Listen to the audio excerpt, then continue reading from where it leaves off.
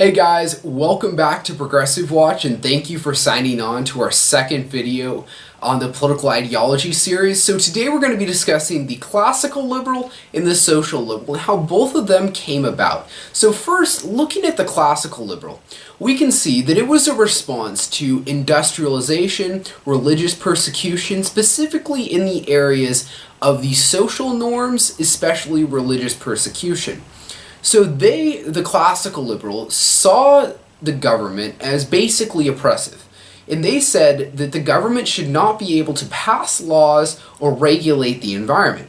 So they were specifically advocating for the ideals of John Locke, the rights to life, liberty, and property, in addition to Adam Smith's philosophy, the laissez-faire philosophy. And we now know him as the father of modern-day economics. So if I can just give you the general overview, the classical liberal saw industrialization as positive. They saw it as something that was great and good because these people had been living under the feudal system that was very oppressive. And in the 19th century, this was something that was well regarded at first in the United States and within England. So moving on, what did they specifically advocate for? They advocated for a separation of church and state, rationalism, individualism, egalitarianism, basically all the principles that we now hold true and dear to the tenets of liberalism. It's what they were advocating for, and of course, Adam Smith's laissez-faire philosophy. I may disagree with it and have my own quirks, and it may now be noted as not the best form of economics, but at that time, it was well regarded.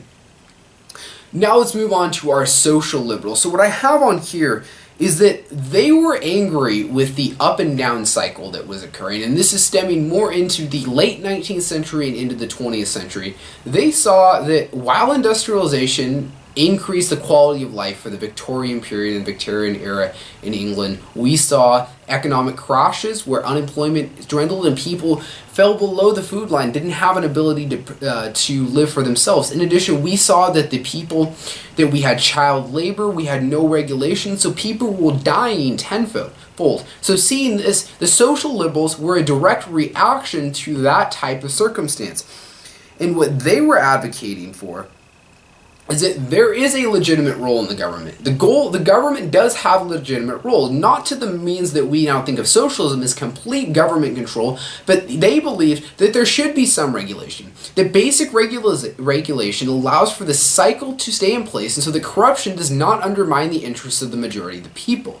Certainly a bold accusation. It was something that came about through people and workers' movements. They believed that the government could play essential roles in creating unions or regulations within the workplace that fought against child labor and unsafe worker places. And they believe that the place of the government should be in poverty, in addressing poverty, healthcare, and of course, education. Now guys, for my next video, I'm going to be going over socialism and expect that in the next week or two. Thank you so much for signing on.